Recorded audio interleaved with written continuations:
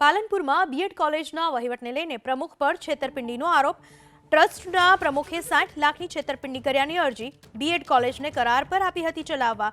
અમદાવાદના સંચાલક પાસેથી વહીવટ પડાવી લઈ છેતરપિંડી કર્યાનો આરોપ ગિરીશ જગાણિયા પર લાગ્યો। છેતરપિંડીનો આરોપ ગિરીશ જગાણિયાએ પણ ભાડુઆત અને તેની પત્ની સામે અરજી કરી।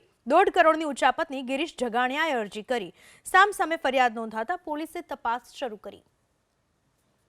રાજકોટમાં યુવતીનું અપહરણ બાદ અમદાવાદથી છુટકારો। જસદણના કમળાપુરથી યુવતીનું કારમાં અપહરણ થયું હતું। કિરણ મનસુખ રામાણી સહિતના 7 શખ્સો પર અપહરણનો આરોપ। પોલીસે સાથે આરોપીઓની પૂછપરછ શરૂ કરી।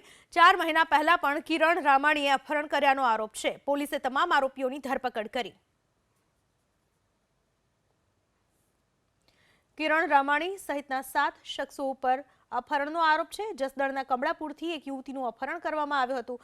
પોલીસે આ 7 શખ્સોને ઝડપી પાડ્યા છે અને તેમની પૂછપરછ શરૂ કરવામાં આવી છે।